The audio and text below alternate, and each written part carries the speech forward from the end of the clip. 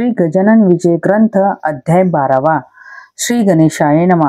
हे गणाधीशा गणपती, हे महेश्वरा विमली कीर्ती, माझ्या हृदय करुण वस्ती ग्रंथ कळसासनेई हा।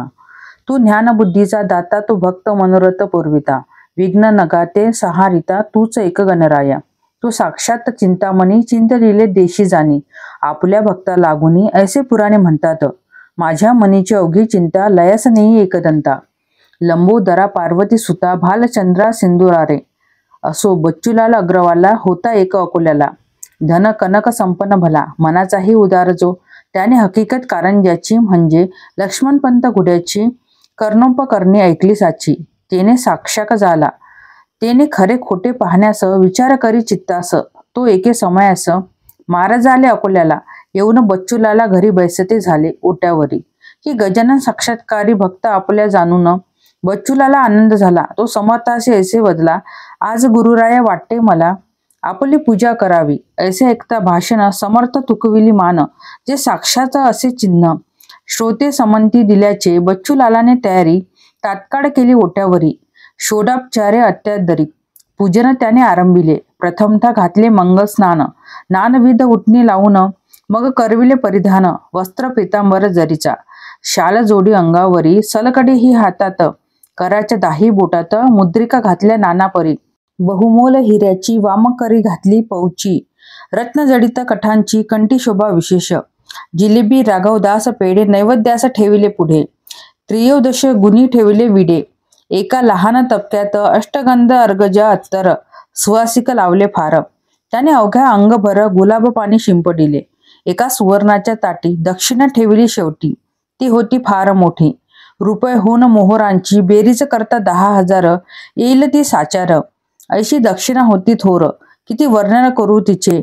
श्रीफळ पुढे ठेवून विनयी केले भाषण, महाराज माझे इच्छी मन, राम मंदिर बांधावया, या माझ्या ओट्यावरी अडचण होतसे भारी, मंडप तो घातला जरी, उत्सवासी गुरुराया, त्या माझ्या मनोरथा पूर्ण करी ज्ञानवंता, ऐसे म्हणून ठेविला माथा, अनन्य भावे पायावरी। त्यावरी साधू गजानन देते झाले आशीर्वचन, श्री जानकी जीवन तुझा करील पूर्ण हेतू। असो आज तू हे काय केले, मला पोळ्यांचा बैल बनविले, हे अलंकार घालून भले त्याचे काय कारण, मीन बैल पोळ्याचा अथवा घोड्या दसऱ्याचा, मला या दाग दागिन्यांचा काय सांग उपयोग। अरे हे अवघे विष, मला नको त्यांचा स्पर्श, या नसत्या उपाधीस माझ्या मागे लावू नको, अथवा तू मोठा श्रीमान, हे दाखवया कारण केलेस का हे प्रदर्शन। सांग मसी बच्चूलाला, जे आवडते जयाशी तेच द्यावे तयाशी, मी वेडा पिसा संन्यासी, नागवा फिरतो गावभर, हे अवघे तुझे तुला लखलाभ असो बच्चूलाला, तुम्हा प्रापंचिकाला या द्रव्याची जरूर, माझ्या यजमान भीमा तटी, उभा विटेसी जगजेठी, तो काय माझ्यासाठी हे वैभव द्यावा तयार नसे, ऐसे म्हणून काढिले दागिने अंगावरचे भले, चहूबाजीस फेकेले वस्त्रांचीही तीच गती, 2 पेढे खाऊन निघून गेले गजानन, हा प्रकार अवलोकून केला शोक अकोल्यात बहुतांनी, त्यात काही कारंज्याचे लोक हजर होते साचे, ते म्हणती आपल्या वाचे, अभागी आमचा लक्ष्मण, त्याचे बच्चूलाला परी पूजन केले आपुल्या घरी, परी कचरला अंतरी, मोह धनाचा धरून, वरघडीचे भाषण केले विनय दाखवून, ते का समर्थाकारांना समजणे अशक्य आहे हो। जेवी पूजा दांभिकाची शब्दमयी असते साची, पूर्तता महावस्त्रांची होते त्यांची अक्षतेने, शंकराखंड खाद्यांनी ऐसे मनोनीय वदनी, कुचका दाना आणूनी ठेवी पुढे भुईमुगाच्या, अशा दांभिक पूजनाचे फलही त्याच्या स्वरूपाचे, वाटोळे लक्ष्मणाचे, याच कृतीने झाले हो। हा बच्चूलाला धन्य धन्य, जैसे केले भाषण तैसेच ठेविले वर्तन, जवा हुन आगडे, आता याच्या वैभवाला ओटना हा शब्द उरला, संत कृपा झाली ज्याला, तो सुखीचा राहत असे। बच्चूलालाने तपास केला अवघ्या अकोल्यास, परीन लागला थांग त्यास, समर्थांचा कुठेही। असो एक पितांबर नावाचा शिष्य शिंपी जातीचा होता गजानन महाराजांचा, शेगावी मठामध्ये त्याने सेवा बहुत केली, तपश्चर्या फळा आली। एके दिनी अशी झाली गोष्ट, एका मठात फाटके तुटके धोतर नेसला होता पितांबर, ते पाहून गुरुवर अशा रीती बोलले, अरे तुझे नाव पितांबर, नेसना धडके धोतर, ढुंगणास पाहती नारी नर, ते जरी झाक वेड्या, नाव म्हणे सोनूबाई, हाती कतलाचेही बावाळा नाही, नाव पाहता गंगाबाई आणि तळफळे तहानेने तशातलाच प्रकार आहे तुझा साचार. हे फाटके धोतर पोते राच्या उपयोगी तेच नेसून बैससी. डुंगन जगाला दावीसी हा घे दुपेटा देतो तुसी. नेसा वया कारणे तो न करिता अनुमान राहे बाळा नेसून. यासी नको सोडू जाणं कोणी काही केले तरी. पितांबर दुपेटा नेसला हे असह्य झाले इतराला. भाऊच घातली भावाला होतो स्वार्थी दृष्टींनी. तो वेडा वाकडा प्रकार कशाच बोलू साचार. गटाराचे उघडिता द्वार घाण मात्र सुट्टे हो. श्री गजानन स्वामी प्रत शिष्य होते असंख्यात. परी अधिकारी तयात दोन्ही हातांच्या बोटा इतके पहा श्रोते कांतारी. वृक्ष असती नाना परी त्यातून क्वचित कोठेतरी. नजरेस पडती चंदन तरु त्या परीच होते तेथे. त्यांचे शिष्य मंडळी ते काही शिष्य पितांबराते. टोचू लागले निरर्थक हेच का तुझे शिष्यपण. वस्त्र करीसी परिधान जे का समर्था कारण त्या वाचून उपयोगी.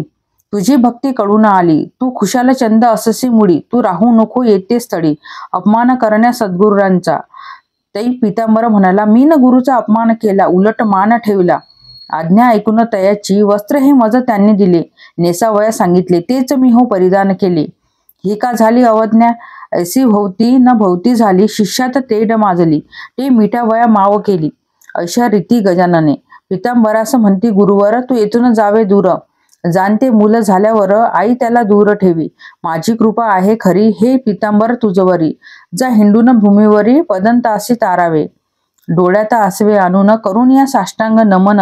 मागे पाये फिरून सोडून जाता मठासी. पितांबराला कोंडोलीसी बसला वनात आंब्यापाशी. चिंतन चालले मानसी निज गुरुचे सर्वदा. तेथे होता रात्रभर उदया येता दिनकर. जाऊन बसला झाडावर मुंगळाची ह्या त्रासाने अवघ्या आम्र वृक्षावरी. मुंग्या मुंगडे होते भारी लहान थोर फांद्यावरी. आला पितांबर जाऊन परी निर्भय असे सापडेना. स्थान तयासी बसण्यास जाना. हेच कृत्य गुराख्यांना कौतुकास्पद वाटले. ते म्हणाले आपापसात हा माकडा परी कारे फिरत. ह्या वृक्षावरी सत्य हे काही कळेना. लहानसान फांदीला निर्भयपणे फिरून आला परी नाही खाली पडला. हेच आहे आश्चर्य. दुसरा म्हणाला यात काही आश्चर्य वाटण्याजोगे नाही. गजाननाच्या शिष्याठाई असे सामर्थ्य असते रे. यावरून हा त्यांचा शिष्य असावा खचित साचा. चला हा येता आल्याचा वृत्तांत सांगू गावात. गोफमुखे वृत्त कळले कोंडोलीचे लोक आले. आम्र वृक्षापाशी भले कोण आले ते पहावया. म्हणाले पौरवासी नर हा ढोंगी असावा साचार. बडेच करत वेडेचार. गजाननांच्या शिष्यापरी शिष्य गजानन महाराजांचा भास्कर पाटील होता साचा. झाला नुकताच अंत त्याचा अडगाव नामे ग्रामात. समर्थांचे शिष्य येथे येतील कशास. बडे करण्या उपास सोडून बर्फी पेड्याला पुसून एकदा यास पाहावे. तो काय म्हणतो ते ऐकावे मग खरे खोटे ठरवावे. उगीच तर्क नाही बरा. एक मनुष्य पुढे झाला पितांबराशी पुसू लागला. तू कोण कोठील कशाला आला. गुरु तुझा कोण असे. पितांबर बोलले त्यावर मी शेगावचा राहणार. मी शिंपी पितांबर शिष्य गजानन स्वामींचा. त्यांची आज्ञा मज लागुनी करण्या झाली पर्यटन. म्हणून मी येथे येऊन वृक्षापाशी बैसलो. तो आंब्याच्या मुळाशी मुंगडे होते बहुवशी म्हणून बैसलो फांदीशी. वृक्षावरी जाऊन असे ऐकता तद्भाषण. लोक कोपले दारुण. अरे मोठ्यांचे नाव सांगून चेष्टा अशा करू नको. काय म्हणे मी राजाची राणी आवडती आहे साची. खडगी भरण्या पोटाची आले मजुरी करावया. देशमुख त्या गावीचा शामराव नामे साचा. तो बोलला ऐसी वाचा. अरे सोंगाड्या ऐक हे स्वामी समर्थ गजानन प्रत्यक्ष आहे भगवान. त्यांचे नाव सांगून बट्ट्या त्यांना लावू नको. अरे वेडा एका काळी त्यांनी ऐसी कृती केली. ऋतू नसता आणवली फळे आम्र वृक्षाला. त्यांनी फळे आणली तू नुसती पाने आण भली. नाहीतरी या स्थळी तुझी न धडगत लागेल. हा बळीराम पाटलाचा वृक्ष वटवेला आंब्याचा.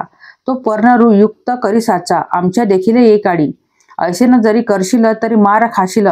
खरा असल्यास होशील वंद आम्हा कारणे. काकी शिष्य सद्गुरूंचे काही अशी निक्ती साचे. बापा त्यांच्याच तोंडीचे हा आहे न्याय जगी. नको करू उशीर हा आंबा करे हिरवागार. ते ऐकता पितांबर गेला असे घाबरून. बोलला असे नांदू नका. माझी सारी कथा ऐका. एका खाणीत निघती देखा हिरे आणि गारा हो. तैसाच मी गार परी. गजानन शिष्य भीतरी बोललो नाही वैखरी. इतकिंचित खोटे हो. गारेवरून खाणीस नाही येत जगी दोष. मी निज गुरूंच्या नावास चोरून कसे ठेवावे. शामराव म्हणे त्यावर नको करू चरचर. संकट शिष्याचा पडता थोर ते धावा करीती सद्गुरूंचा. मग तो शिष्य त्याचा जरी नसला कृतीने अधिकारी, तरी सद्गुरूंचा प्रभाव करी. साह्य त्या आपल्या शिष्याचं ऐसा झाली आडविहिरी. पितांबराशी साचार झाला बिचारा चिंतातूर. काही न सुचे तयासी त्या वटलेल्या झाडापाशी मिळाले अवघे पौरवासी. काय होते पहावयासी मुले बायका समवेत, निरुपाय होऊन अखेर पितांबराने जोडिले कर. स्तवन मांडिले अपार आपल्या सद्गुरू रायांचे. हे स्वामी समर्थ गजानन ज्ञानांबरीच्या नारायण, पदंत्याच्या रक्षणा धाव आता एक काडी. माझ्यामुळे दोष तुला येऊ पाहतो भक्तपाला. आपल्या विद्रासाठी पाला आणीवर आमर वृक्षासी. माझी भिस्त तुझ्यावरी पाव माते लवकरी. ना तरी आली पाडी खरी मजला येथे मरण्याची. प्रल्हाद खरा करण्याला स्तंभी नरहरी प्रकटला. जनी चढविता सुडाला त्यांचे पाणी जाहले. जनीचा भार देवावर माझा आहे तुझवर. संत देवात अंतर मुडीच नाही राहिले. देव तेची असती संत, संत तेची देव साक्षात. मला लोक म्हणतात शिष्य गजाननाचा, माझे काही महत्व नाही. ते अवघे तुझ्या ठाई. पुष्पामुळे किंमत येई जगी सूत्राकारणे. तू पुष्प मी आहे सूत, तू कस्तुरी मी माती सत्य. तुझ्यामुळेच आले येथ संकट हे माझ्यावरी. आता ना माझा अंत पाही गुरुराया धाव घेई. त्या वटलेल्या वृक्षा ठाई आणि परणे कोमल लोकास म्हणते पितांबर. करा सद्गुरूंचा नाम गजर, जय जय गजानन साधूवर. शेगावच्या अवलिया लोक अवघे गजर करती. तो पालवी फुटली वृक्षाप्रती. जननयनी पाहती त्या आघात कौतुकाला. कोणी म्हणती असेल स्वप्न ते जे पडले आपल्या लागून. पहा चिमटा घेऊन आपल्याला करांनी. चिमटी घेऊन पाहती तो निमाली स्वप्न भ्रांती. यावरी कोणी अशी म्हणती ही नजरबंदी असेल. गारुडांच्या खेळात वाद्या होती सर्प सत्य. खापऱ्या असून दृष्टीप्रत त्यांची रूपे दिसती की. तोही भ्रम निमाला तोडून पाहता पर्णाला. फांदी वाटे तत्काळ आला चीक शुभ्रसा बाहेर. मग मात्र खात्री झाली वाळल्या वृक्षा पालवी फुटली. श्री गजानन माऊली खरीच आहे महासंत. आता पितांबरीशी शंका न धरणे मनासी. चला घेऊन गावासी हा त्यांचा शिष्य असे. याच्या योगे करून कधीतरी गजानन येतील कोंडोल कारण. वासरांसाठी गाय जैसी त्या अवघ्यासी मानवले. पितांबरासी मिरवीत नेले. ऐसे जेव्हा दिव्य झाले तेव्हा भाव उदेला. ते जैसा समर्थांनी आपुला शिष्य डोमगावी पाठविला. कल्याण नामे करून भला कल्याण करण्या जगाचे. तैसेच केले गुरुवरे. श्री गजानन साजेरे उदेले हे भाग्य खरे. त्या कोंडोली गावचे श्रोते अजूनपर्यंत तो आंबा आहे कोंडोलीत. इतरांपेक्षा असंख्यात फळे येती तयाला. त्या पितांबराचे भजनी कोंडोली गाव लागला जाणे. जेथे जाईल हिरकणी तेथे ती मूल पावे. मठ पितांबराचा कोंडोलीत झाला साचा आणि अंतही तयाचा. ते ठाई झाला हो. आता इकडे शेगावात महाराज आपल्या मठात एके दिवशी उद्विग्न चित्त होऊन बैसले. शिष्य त्यांचे कारण पुसू लागले कर जोडून. महाराज आपले मन का हो अस्थिर झाले. ते महाराज बदले लोकाला. आमच्या कृष्णा पाठीला गेला. तो चिकन सुपारी आम्हाला रोज आणून देत असे. त्याची झाली आठवण. राम त्याचा मुलगा लहान. आता सुपारी चिकन कोण देत या ठाया. राम थोर झाल्यावरी करीन माझी चाकरी. म्हणून मी या मठांतरी आता ना तयार राहावया असे महाराज बोलता. जना लागली चिंता. महाराजांचा विचार आता दिसतो येथून जाण्याचा. म्हणून कसेही करून जाऊन द्यावे त्या कारण. चला आपण धरू चरण महाराजांचे ये वेळा. असा विचार मिळून केला. मंडळी आली मठाला. श्रीपतराव बंकटलाला ताराचंद मारुती. मंडळींनी धरिले चरण. महाराज आम्हा सोडून तुम्ही आपले ठिकाण राहण्याची अन्य करू नये. तुमची इच्छा असेल जेथ तेथेच राहा शेगावात. परी सोडण्याचे मनात ग्राम हे आणू नका. ते महाराज वाणी निघाली. तुमच्या गावात आहे डुपडी. मला कोणाची जागा मुळी नको. येथे राहावया. जी कोणाची नसेल अशी जागा जरी द्याल तरीच राहणे होईल माझे या शेगावी. अशी गोष्ट ऐकली तेव्हा मंडळी चिंतावली. समर्थांनी आज्ञा केली. मोठ्या पेचांची आपणा कोणाच्या जागेत राहण्या तयार नाहीत. सरकार यांच्या प्रित्यर्थ जागा ती देईल कशी. भूषण आपल्या साधूचे सरकारास नाही साचे. बंकटराला बोलला वाचे. असे संकट घालू नका. सरकार धार्मिक कृत्याला जागा देईल हा न उरला. भरोसा तो आम्हाला. हे राज्य परक्यांचे म्हणून आम्हापैकी कोणाची जागा घ्या. मागून साची आहे तयार आमची. ती तुम्हा द्यावयास समर्थ केले भाषण. काय हे तुमचे अज्ञान. जमिनीची मालकी पूर्ण आहे सच्चिदानंदाची. राजे कित्येक भूमीवरी आजवरी झाले तरी जागा कशाची सरकारी. हिचा मालक पांडुरंग व्यवहारदृष्ट्या मालकपण येथे राजा लागून त्याचे नाही भूषण. तुम्ही प्रयत्न करा जागा मिळेल प्रयत्न करिता. पुढे नका बोलू आता. हरिपाटलाच्या हाता यश येईल निसंशय. हरिपाटलाकडे आली मंडळी ती अवघी भली. त्याच्या सल्ल्याने मागितली जागा अर्ज करून. बुलढाण्याच्या सर्वाधिकारी साहेब होता नामेकरी. त्याने 1 एकर जागा खरी अर्जावरून दिली असे आणि असे म्हणाला, तुम्ही 2 एकरांस्तव अर्ज केला, परी मी तूर्त तुम्हाला 1 एकर देत असे. तुम्ही 1 वर्षात जागा केल्या व्यवस्थित, तुमचा मी पुरवीन हेत. जागा आणिक देऊनिया तो ठराव सरकाराचा, आम्ही दप्तरी नमुदसाचा. समर्थाच्या वाणीचा प्रभाव खचित लोकोत्तर. मग हरिपाटील बंकटलाला निगते झाले वर्गणीला. द्रव्यनिधी क्षणात जमला आणि काम झाले सुरू.